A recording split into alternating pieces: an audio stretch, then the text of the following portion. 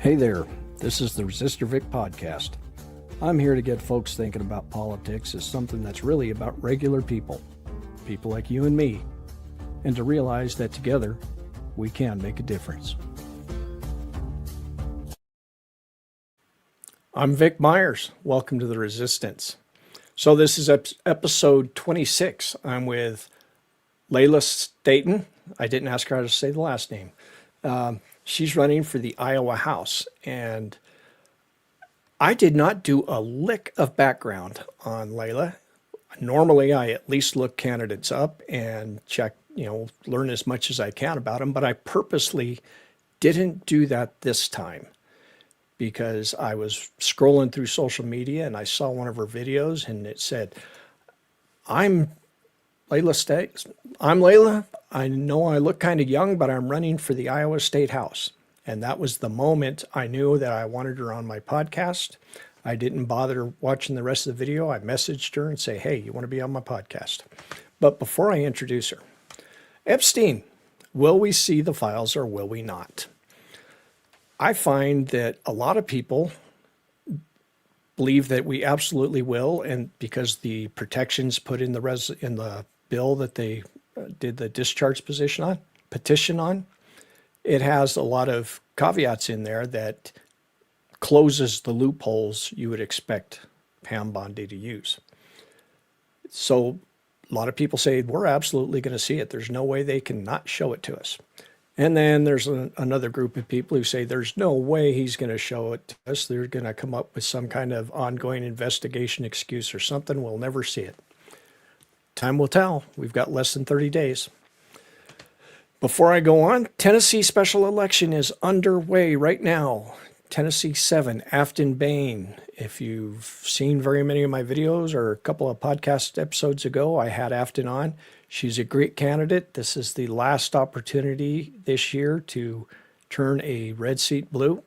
If you know anybody in Clarksville, Tennessee, or Nashville, Tennessee, or in between, please get a hold of them and let them know that there is a special election. Afton Bain is a great candidate. She beat a field of, I want to say, 3 other Democrats in the primary. I've interviewed her, I've talked with her a lot, and I think she's going to be a great representative, but she's got to overcome a heavy red advantage. And so far, it looks like she just might, because she's closed it to within 4% in the polls. And I think it was the Cook report changed it from a absolutely Republican win to a likely Republican win. So if you know anybody in Tennessee. And finally, is 2026 going to be the year of the woman? 1992 was the original year of the woman, and the Senate went from 2 women to 6. The House went from 28 women to 47. 2018, we had another year of the woman. We had 25 women in the Senate when it was all done, and 102 women in the House. Now, those numbers are still well below parity, right? It should be 50% in both. Currently, we've got 26 women in the the Senate, and 126 in the House. But the ingredients are there for this to be a monumental year for women running for Congress. And I kind of hope we get there. All right, now, that's enough of the fluff. Let's bring in Leila Staton. Did I say the last name right? You did. Well, welcome to the podcast, Leila. Thank you so much for having me. All right, as I told everybody, I haven't done a lick of background on you. So let's start out with the most obvious question. How old are you? I am 22 now. Are you? I Old am. enough to drink, old enough to represent people in office. Yes. So what causes a 22-year-old woman from Iowa to say, I'm running for state legislature? Pure frustration. Okay. Pure frustration. Tell Across us the about board. All right. So after the 2024 election, like a ton of people, I was really upset. And then looking closer to like our state legislature, because I believe that our state government has more control over our lives than the federal government. You have more pull, your money matters more, and they're closer to your ground. They control your daily life. And I realized that no one had contested our representative in my district. No Democrat on the ticket. And I got really frustrated. And I was like, someone needs to run against this man. His votes are terrible for us. Is he MAGA? Yes. He I is think that works in your favor. I think it could. He's also a state trooper, which also works in my favor. Many things are working in our favor right now. But I decided, you know what? We need younger representation. Gen Z makes up for about 30% of Iowa's population, and they are only 4% of our House of Representatives due to some special elections that. So you're frustrated with the legislature. You're frustrated with politics in general. Yes. You're a Democrat. Does that frustration extend to the Democratic Party? It does. Tell us about that. I'm curious to see if your frustrations with the Democratic Party are the same as mine. I think the answers are different at each level, but since I'm running for state government, I'll talk about our state Democratic Party because that's closer to me and I have more experience with it. I think our state Democratic Party lacks a lot of organization. Historically, throughout probably the last 2 decades, the amount of money that they have spent on races at the state level has dwindled. Now they are only focusing on putting money into winnable seats, like safe Democratic seats. I don't think that logic is going to help Democrats in the state win. We have such a supermajority in our state house. Why aren't we putting money into races statewide or states When you say we, the Democrats have a supermajority? Republicans have a supermajority? Oh, the Republicans have the supermajority. Yes. Sorry. In both the House and the Senate, or in the House, but due to a special election, it's no longer considered a supermajority in the Senate. Nice. So we'll see that play out in this next legislation. Tell us about your district. Ooh, my district consists of 2 and like a third of a county. It's Hardin County, Grundy County, and then the western part of Blackhawk County. It's very rural and it looks very red. Yeah. Yep. What's the biggest city in your? The biggest city is Iowa Falls, and it still has less than 10,000. Oh, wow. Voters in it. Yeah. Wow. Maybe I should move to Iowa and run. No, never mind. You should. I think everybody should move to Iowa. My district, the districts that I ran in previously were nowhere near that small. I mean, not even one town would have more people than your whole district, it sounds like. So, wow. It is. Our population has dwindled over the last well, few I can tell you that your frustrations with your state party mirror my frustrations with our national party. It's kind of the same thing. The Democrats have abandoned rural America. And, we wonder why the farmers and the ranchers and all that are voting for the Republicans. And it's because the Republicans show up. They lie through their teeth. They don't help them, but they show up. Yeah. So it sounds like that's the same thing going on in Iowa. Yep. Yeah. Exactly. I went on a huge research binge because once I learn about something, I have to know everything about it. But I was like, why have farmers and just rural Iowans specifically started voting Republican? And that's the answer, is that Democrats have put so much emphasis on urban America that Republicans obviously capitalized off of that. And then with religion and overall identity, they started to identify themselves with Republicans. Yeah. When I was a kid, everybody in rural Colorado, at least, was an FDR Democrat, hands down. You couldn't say anything I mean, not that I'm old enough to be around when FDR was, but he made such an impact in rural America that the rural folks around here still had a lot of admiration for him and the things that he did for America. So anyway, Yeah. tell us about your education. Ooh, my education. So I've always lived here in Grundy County, minus the year I went to Drake. When I graduated high school from Dyke New Hartford, I went to Drake University.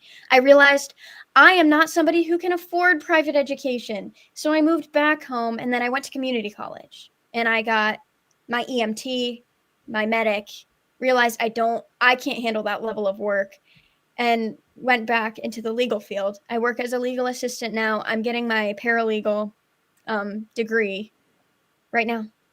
Cool. That's my education.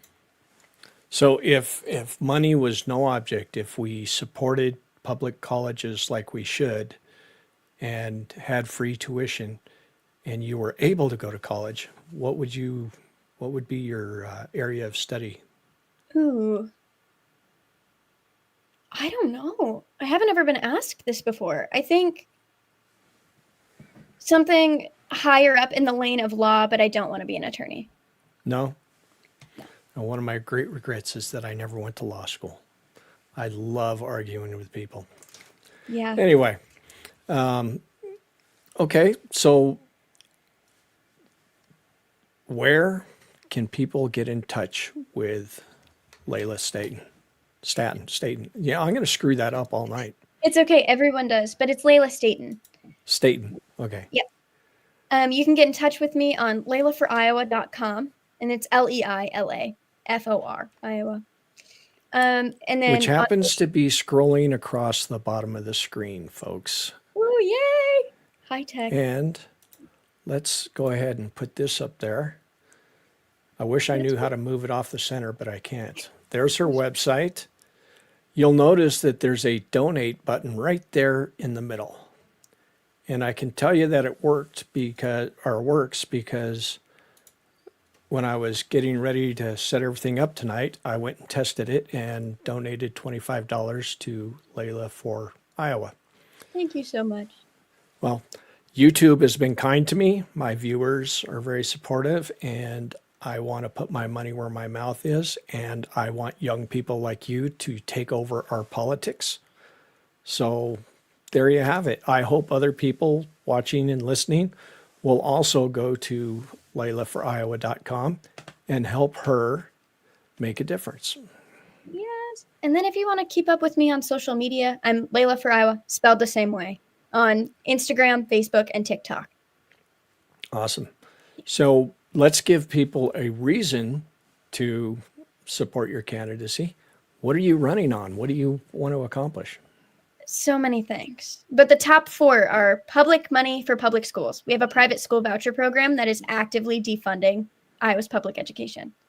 And in the district that I'm running to represent specifically, we only have one private school, and it's a K through 8. So no student is graduating from private school in our district. So we need to support public education because that's where success happens. Wait a minute. You said you got a private school that's getting public funds that nobody can graduate from. Can or does? Does. So, and why aren't they graduating from it? Because it's a K through 8. So they don't have a high school. K-8. Okay. I missed that K-8 designation. I'm sorry. Now I sound like a bonehead. No, you're okay. So that is one of my top priorities. Another top priority of mine is to protect family farms and to hold corporate agribusiness and pesticide companies accountable. We have seen throughout the last few decades, corporate farms are just buying up, profiting off of family farms, small failures, making them feel very large, and then buying their farm. And it's destroying our environment and obviously our family farms and families. It's hurting so many generational farmers. And it's just getting worse all over the country. I saw just, 2 hours ago, I was perusing the headlines, and the Tyson beef packing plant in Nebraska announced they're going to shut down. So there's 2,700, I think they said, employees there that are going to be out of a job, not to mention where are all the Nebraska ranchers going to take their beef now? Because it was the only one. Right. And that's playing out across the country. Right. When the lack of competition was already terrible, and Yeah. then they fully consolidate all markets, it's even worse for us. I sure would like to see Congress remember what happened in the 1920s and with monopolies and stuff and the rules that we put in place to prevent them and realize that if we don't get a handle on that again, we're going back to the Great Depression. Absolutely. Yeah. And I know like half of the states are already in a recession. Like Iowa's already in a recession. Yep. So Colorado's going to get there. So there was education education. and farming and ranching. Yep. Did I get it? What's the third one? The third one is expanding healthcare, making healthcare more accessible and affordable to all of rural Iowa. You should not have to drive over an hour to go to a hospital. So we're increasing funding specifically for OBGYN units. With the Medicaid cuts from that big bogus bill, OBGYN units all over the state are going to start closing more than they already rapidly have been. We have the least amount of OBGYNs per capita in Iowa. And then we have an abortion ban. Where are we expecting these women to go to have babies? You sound very informed and very energized and very into the political realities of the world, and you're 22 years old.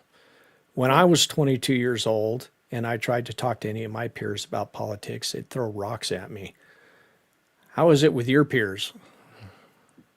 I'd get into a lot of arguments. Because you're blue and they're red? Yep. Yep. Yeah. And then I think toward the end, like my senior year of high school, that's when the most arguments happened. Yeah. Being completely honest. I absolutely couldn't get anybody to talk about politics in high school. I was the oldest one in my class, and when I turned 18, I registered to vote on the day that I turned 18. Yep. And as my friends would turn 18, I'd be like, let's go get you registered to vote. And they were like, shut up. I'm going to go have a beer. When we turned 18, we could drink at 18. Yeah. That's how old I am. Anyway, so do you find that your generation is more involved in politics than you expected? Or is it still like when my oldest was your age, the 20-somethings had no desire to know anything about politics? I think there are several answers to this question. I think, one, Gen Z is the biggest voting demographic that we have right now. It's a very diverse generation. I think we are seeing data of Gen Z men skewing more conservative and more Gen Z women skewing left, more liberal. And it's one of the largest kind of gender divides that we can compare to other generations. And I think it depends on what you mean by are they political? I think Gen Z is very politically involved. They're at a lot of rallies. They know a lot. They talk a lot about politics. But recently, like in the 2024 election, for example, Gen Z did not show up to the polls in the way that they were projected to. Right. And I think that's for quite a few different reasons. I think a lot of people are, and this goes for all generations, but I think a lot of people are exhausted. They've exhausted themselves having to vote for a dinosaur that has no idea what it's like to like be in their career minus politics. Where like this or to try and afford where to live. Huh? Or to try and afford a place to live and things like that. Yep. I think to match the buying power, like the home buying power of the 70s, minimum wage has to be $66. Yep. I don't think we're going to get there. I don't think we're going to make the minimum wage $66. No. I'd love to say yes, we can absolutely do it, but I think with all of the things that are happening, it's not going to be a fair fight at the moment. At the moment. Is your party helping you? No. Your party's not helping you? No. I know that feeling. Yeah. I was telling you before we went live that I ran for Congress in 2014 in a very red district. I called up the state party. The chair at the time was Rick Palacio. And I said, who's running against my congressman? And he said, nobody. I said, well, then I'm going to. And he literally said to me, well, we're not going to help you. Just like that. Yep. And do you find the media, your local newspapers and stuff, will they take you seriously? They've put out all press releases that I have sent to them. Luckily, thankfully. Nice. I know one that's very close to me is very Republican operated. And as a progressive running, you don't expect them to be very helpful. But they've put out all press releases that I've sent them. And so I'm like, thank you. Because that's one of the biggest. You're ahead of where I was. I couldn't buy an interview with the Denver Post. Oh my goodness. Yeah. I called them up and they said, how much money do you have? I'm like, what's that got to do with anything? Well, if you don't have at least $100,000 in the bank, you're not a serious candidate. I'm like, really? The campaign's just starting. So. But then you want to call yourself a supporter of democracy. Right, exactly. I think that ship has sailed a long time ago. Absolutely, yeah. And that's another thing is a reason I decided to run is that I'm so tired of seeing people in Congress, people in the Senate, and even in state house districts taking so much money from companies and then voting against our best interests because of that money. So I don't take lobbyist money. I don't take any corporate PAC money. I don't take money from Israel or anything like that. It's all grassroots, and I'm not joking when I say that. Because I think if I want people to listen to that part, I think that's a huge thing with so many, like all generations. I think that's kind of a pretty like based opinion of get the money out of politics. But it's huge with Gen Z. And I think if we want to make any sort of change as to what money people are taking or how much it costs to run for office, is to run for office and be the first one to do it. Is to set and lead by example too. Have you had much luck raising money yet? I've had early.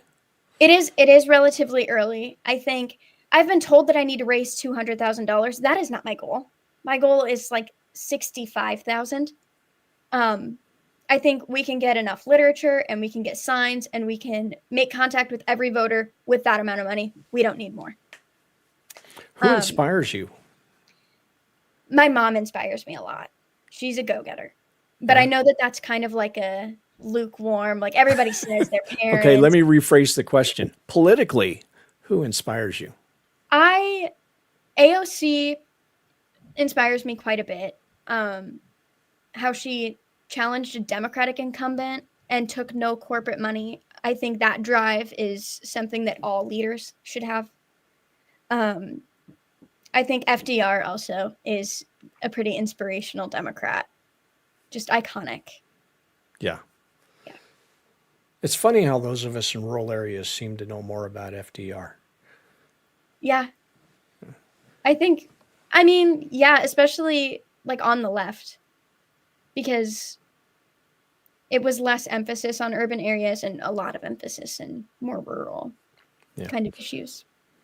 What do you think about the generation gap between who's in Congress and probably your legislature too, versus people like you who are running for office at 22 years old? Right. What's the biggest difference? I guess, well, for one, I know what it's like to struggle to try to find a place to live and afford it. I know a lot of people who are serving in office right now haven't had to go through that process in a long time. And they often have this opinion of, well, it was difficult for me, it's going to be difficult for you, and treating those two like bads as the same when they're not. And I think that's kind of a huge understanding from generation to generation. I think another one is specifically with Democrats, placing, I think I've seen this quite a bit since the 2024 election, is placing the blame of the outcome of the election on a specific demographic. Like, oh, it's Gen Z's fault because they don't want to vote for somebody who takes money from Israel, or it's Gen Z's fault because they don't understand the importance of voting. And I think a lot of that stems from a lot of politics in the last 5 years, and maybe longer, but I can only speak for like the last 5 years in personal experience, is that we have always kind of talked about moving forward in a way of going back. And I think that language is something that we probably shouldn't use if we actually want something better. I think we need to focus our language on moving forward, moving for something. And that also coincides with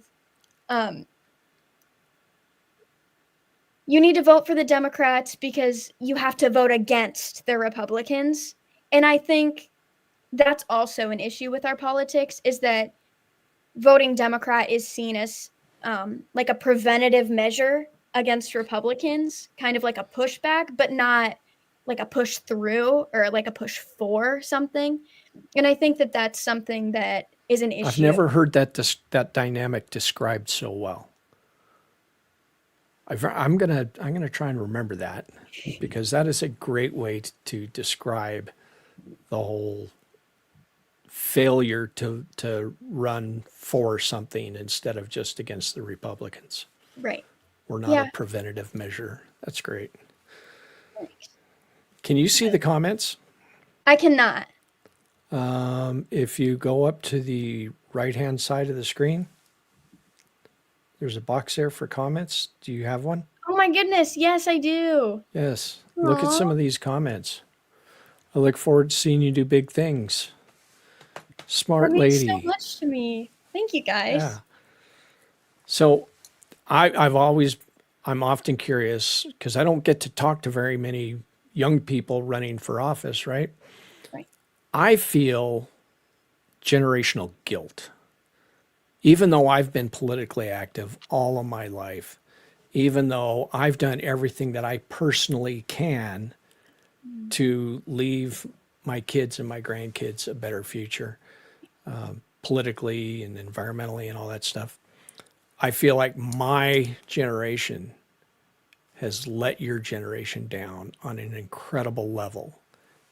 And I'm curious, since I have a young, intelligent candidate in front of me, do you guys ever think about that? I think about it often. And I think about it in two different ways. For one, I think about like the Gen X and the boomers, and even some like elder millennials, in a way of, they have tried their absolute best and it just hasn't worked out. And with that, I think there's also a piece to that where I just don't think Democrats have fully figured it out. And when I talk about the generational fault, I'm thinking Republicans, Democrats, everybody in my generation has screwed your generation.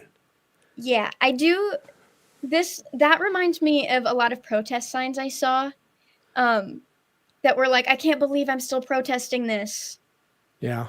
And I'm like, you own 7 houses and you won't sell to a family. You refuse to sell to a family and you want to sell it to BlackRock. There you go.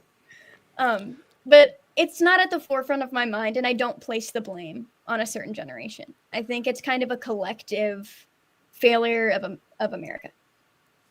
Well, I'll tell you this, my perspective, and I hope that there's a lot of people my age who would agree.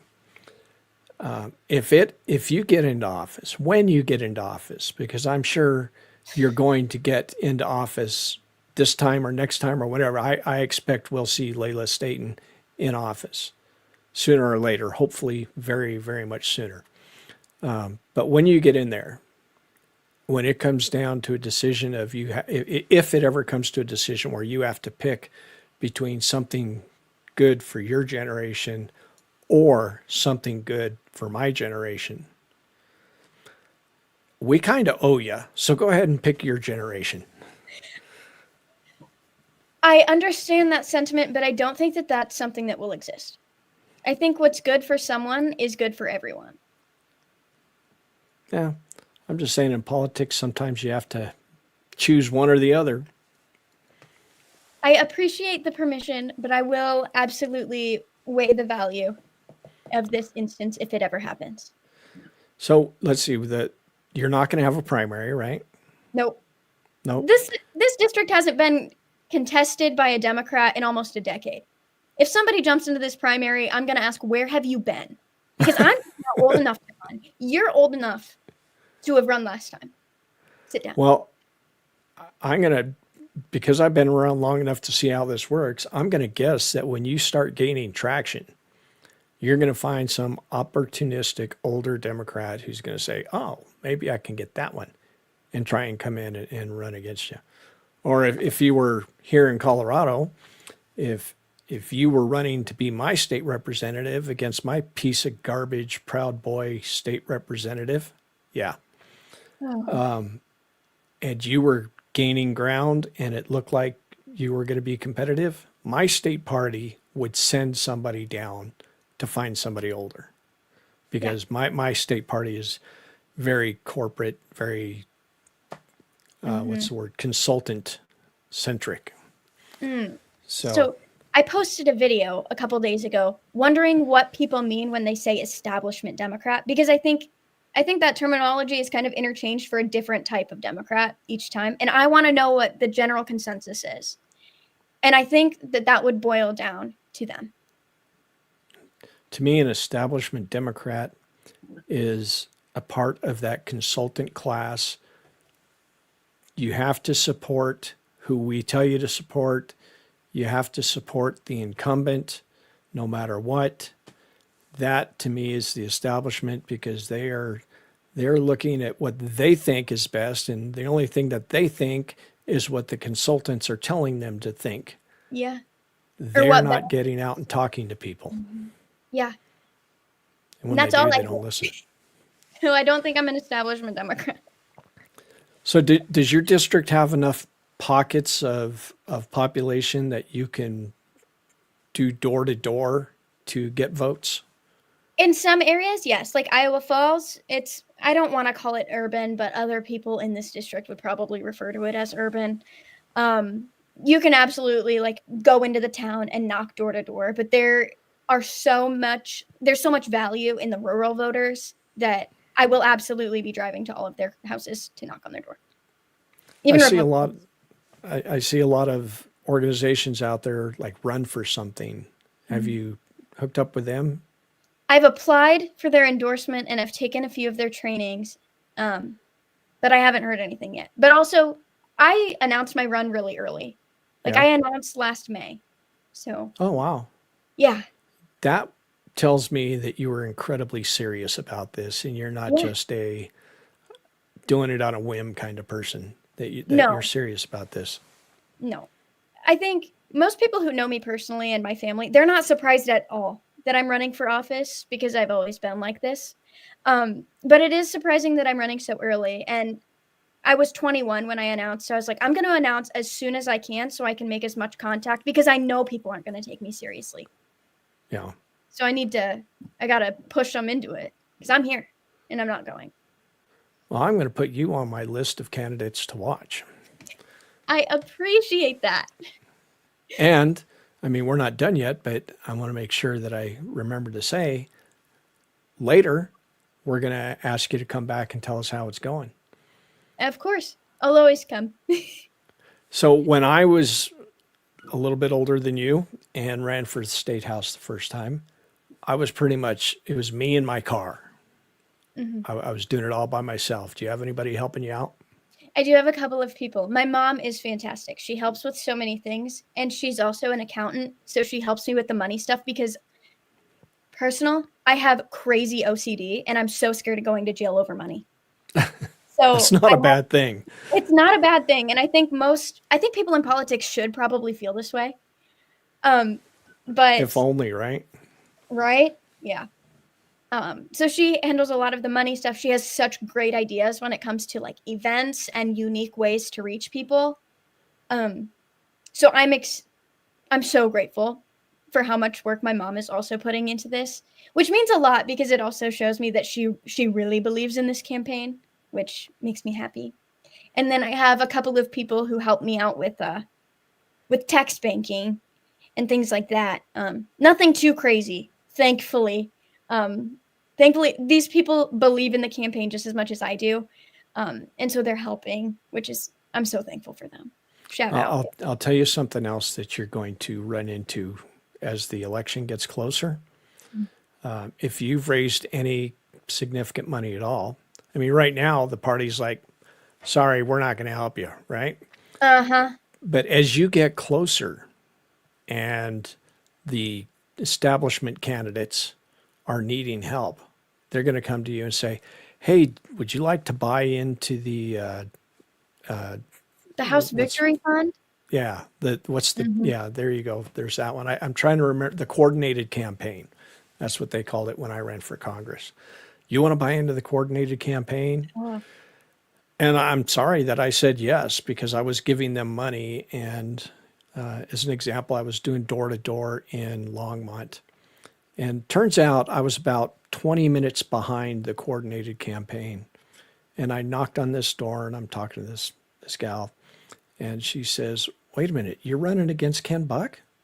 I said, yeah. She said, but that guy that was here for Mark Udall a minute ago, he said nobody was running in that race. Oh, I was so mad. mm, mm, Yeah. But that's the kind of thing that you can run into. So when the House yeah, Victory Fund comes to you near the end and says, hey, you want to give us some of your money so that we can include you in our door knocking? Tell them to kick rocks. You got yeah, that far by yourself, you'll get farther without them. exactly. Like I've been warned of similar things where it's like, Yeah. okay, and then after the primary, the Democratic Party is going to butter up to you as close to the general as they can to try to get you to donate to their campaign after the race. I won't be doing that. County parties is where it's at. They do the work. They are there. They're building what helps candidates like me. So they will be getting supported. But the I'll state bet when party, you go to the county parties, they're thrilled to see you, aren't they? yes, well, I am on the central committee for my county. So sometimes they're thrilled to see me, sometimes they're rolling their eyes. But I love them. It's such a good space to be in, and it's so genuine, and coming up with true plans to actually work for something is up my alley. So I'm always happy to go. Let's take another second to refresh everybody's memory about, whoops, not that one, about your website. Leila Staton. That's a very purple website, by the way. It Or is is. that I love lavender? purple. Okay, then. I have my literature. It's also purple here, and the thumbs up is iconic. But this is what it looks like. It's And purple. that is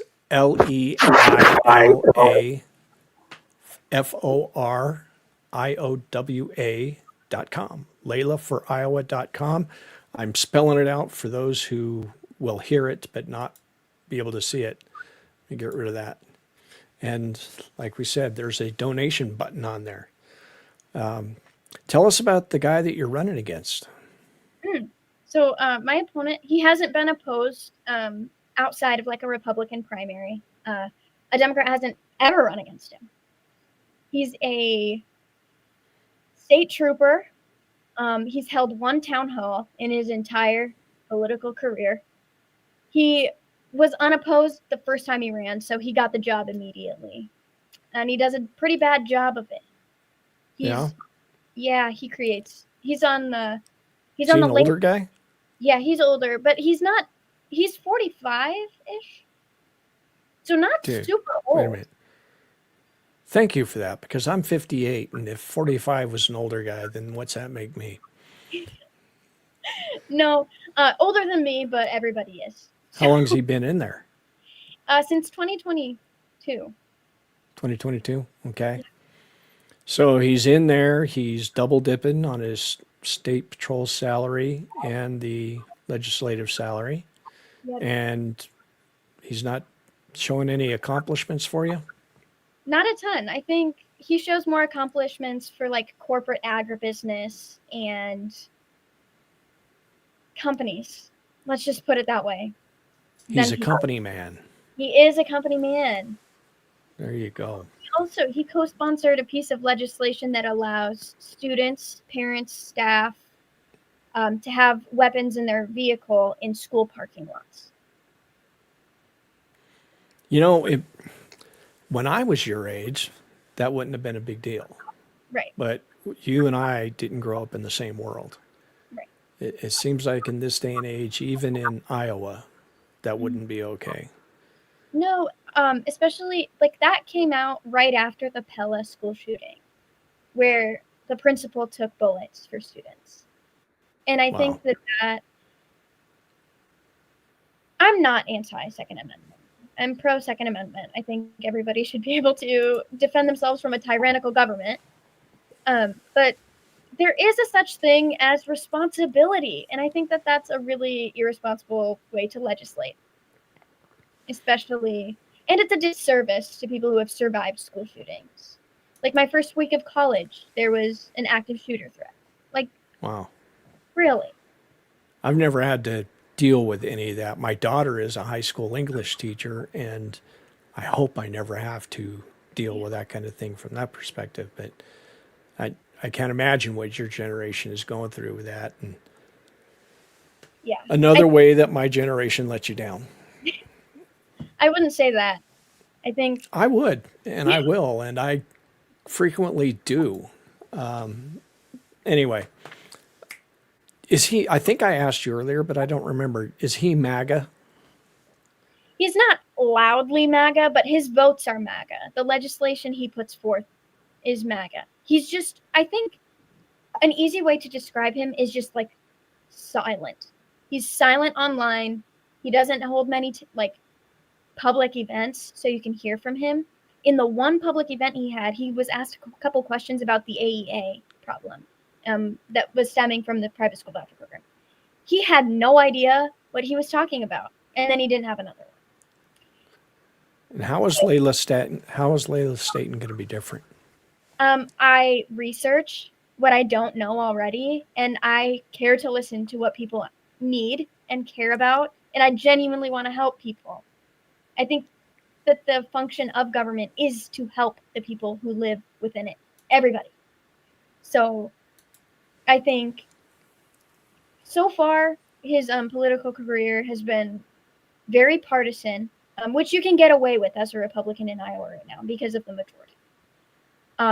But I don't plan to, when elected, we manifest over here. When elected, I know that I'm not just a representative for Democrats who vote for me because I ran as a Democrat. I know that a representative is supposed to be a representative for everyone in that district. And I think that that's kind of something that we've also seen all across the nation. I think that's kind of a bad thing in our politics. Yeah, there seems to be a lacking in that very idea at so many levels, and I'm not going to sit here and try and say it's just the Republicans, Right. No. but they are capitalizing on the whole "screw you if you're a Democrat" idea, then and they seem to think it's okay. Yeah. What was that question I was just going to ask you? See what happens when you get to be my age? Prepare for that. I go on tangents. So it's probably equally my fault. All right. Last question. Well, wait, before I get there, let me see if there's any good questions here in the comments. If anybody has a question for Leila, go ahead and drop it in the comments, and we'll see if we can get something besides my ugly mug up here with the questions. I did see a question earlier up. Did you? Or not a question, but a comment about affordable housing. And I have Yeah. affordable housing policy on my website. Like Nice. capping rent increases and investing in affordable housing developments. I'll search to this. So I am a supporter of affordable housing.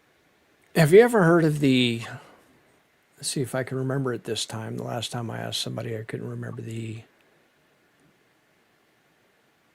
nope, I can't remember it. Senator Merkley out of Oregon, I think, before this, put forth this bill, the American Hedge Fund Control Act, or something like that.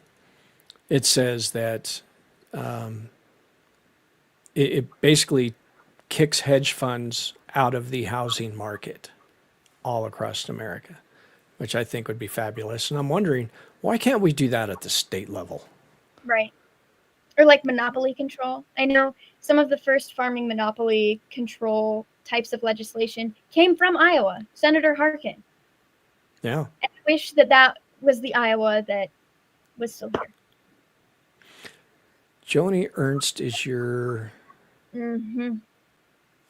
she's your senator. She's running for governor? Or am I, she's your governor and she's running for something else? I get mixed up. No, Joni Ernst has resigned. She's resigned. Not resigned. She's not running for re-election. Right. Is that because she's running for governor? I have not heard that she's running for governor, but I would not put it past her.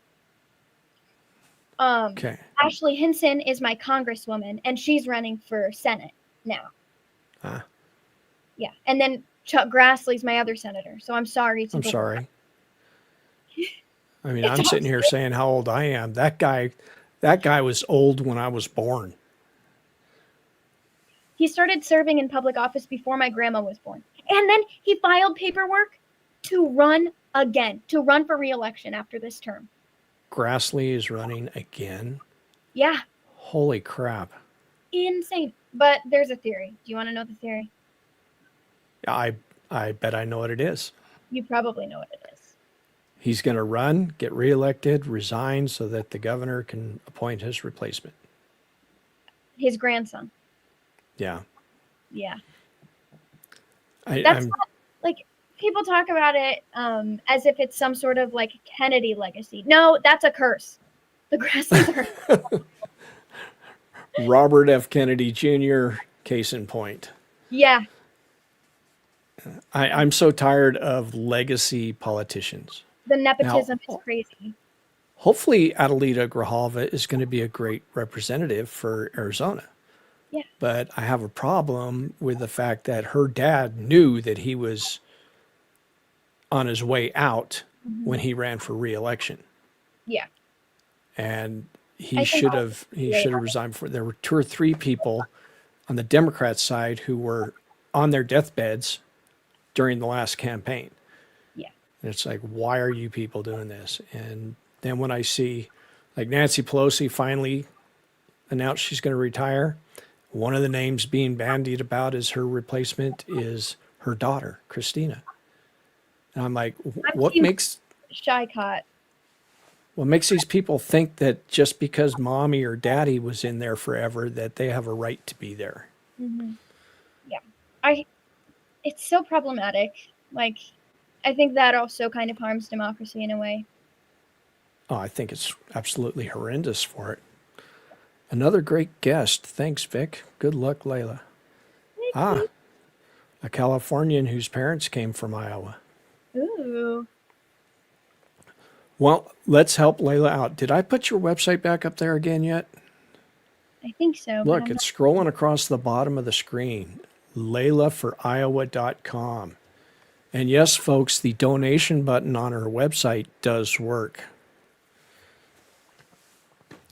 Okay, here's the question I ask all of my candidate guests.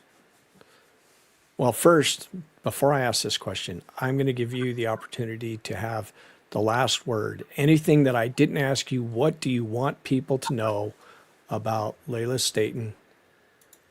I think I'm going to talk about the campaign. So, I am running in a super red district. If you listen to polls, people would never run for office.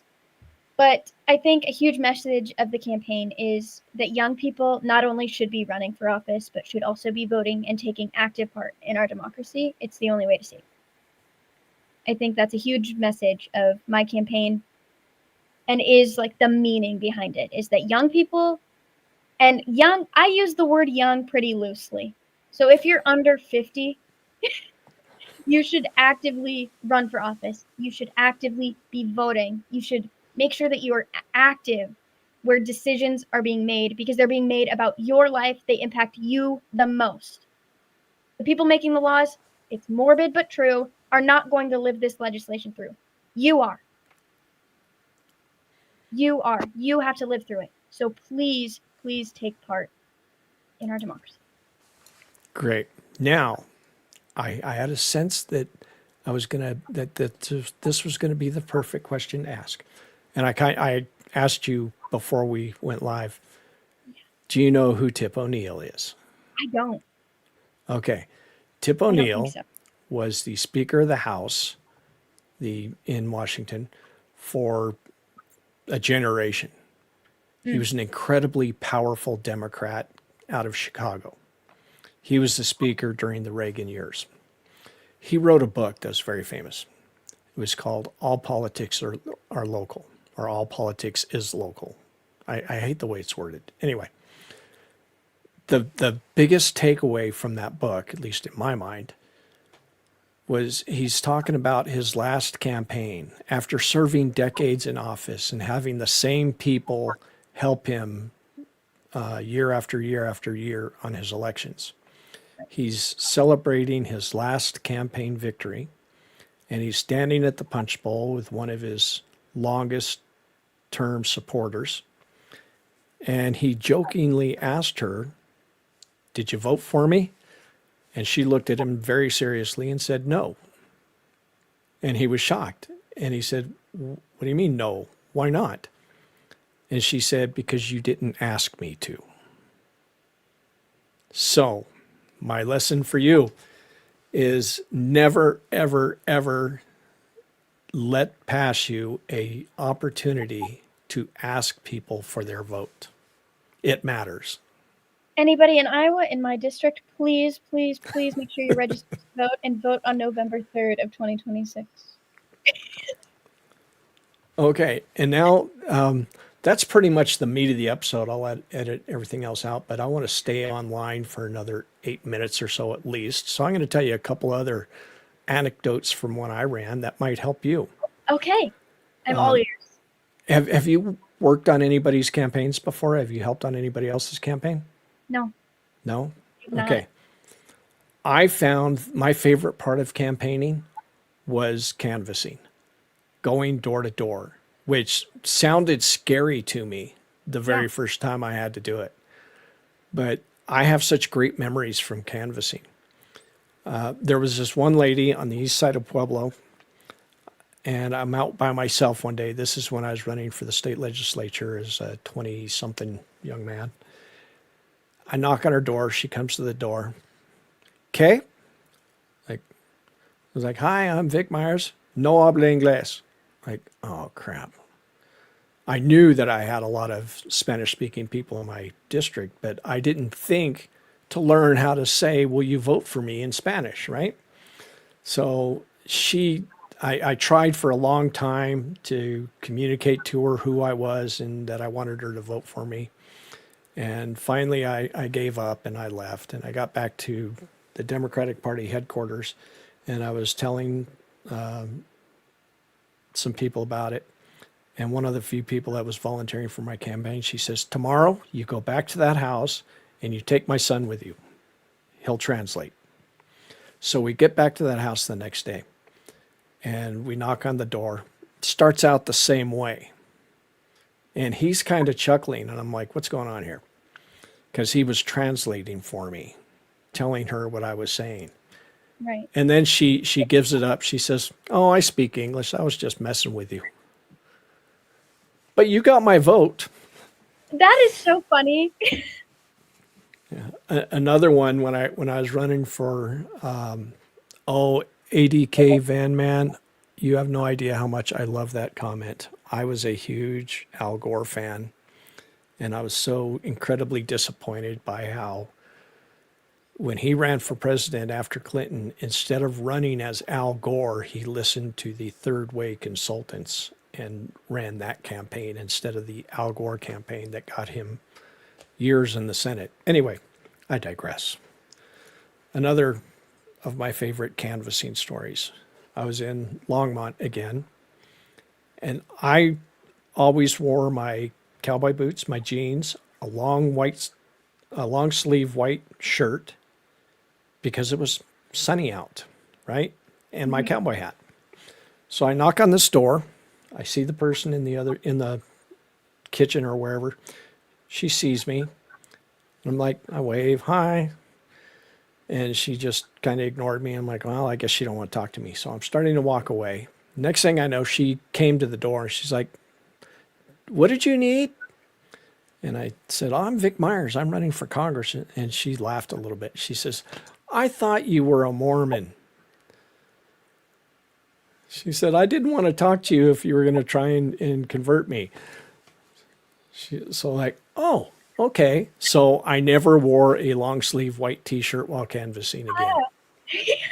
No offense to Mormons. I'm not suggesting that that's an offensive thing. I'm just saying that this person didn't want to talk to me because she thought I was there to sell her Bibles or something. I'm here to sell you Bibles. Yeah. So funny. But yeah, I'm trying to have dinner with my family and you want to come and try to convert us? Right. I'm hungry. Please no. I get that. So the broader lesson there is don't be afraid to go and canvass. You're going to love it once you get used to it. Take lots of notes and, you're going to enjoy it. I didn't like the calling. I hated calling people. Yep, that's my least favorite. I like the canvassing. I've started door knocking, but now that it's snowing, nobody wants to sit at their door with it open in the cold. Right. So we're starting back up in spring, but I've liked the canvassing so far. The phone banking is my least favorite. And the asking for money is the worst part. That is the absolute worst part. And I even went to a party training on how to ask people for money. Well, tell them there's a problem, identify the solution, give them an opportunity to be a part of the solution. It's like, really? I'm like, I think these people know why you're asking them for money. I don't think... I got more promises than money. Did I lose you? Am I still on? Yeah, you're a little frozen. There you are. Okay. You were frozen for a minute. The internet in rural Iowa. Yeah. Well, I think we're close enough to my hour mark. Thank you very, very much for coming on. And like I say, I want your generation to take over. And don't worry about cutting my generation any slack. We owe you. Anybody who's listening, if you know somebody, and tell us the counties in Iowa again. It is Hardin County, Grundy County, and then kind of the western portion of Blackhawk County. And Iowa Falls is the biggest city? It is, yes. Okay. If you know anybody in Iowa that is in or around those areas, give them a call. Yes, if you're going to be visiting, if you want to see young people take over as badly as I want to see young people take over, go to Leila, Leila, 4FOR, Iowa.com and hit that donation button for her. We need her generation to take their power. We do. I agree. And thank you so much for having me on here. It truly was my pleasure, and I look forward in a few months to getting a hold of you and say, will you come back and give us an update? Sounds good. I will absolutely come back for an update. And to everybody who joined us on YouTube, thank you for coming along for the ride.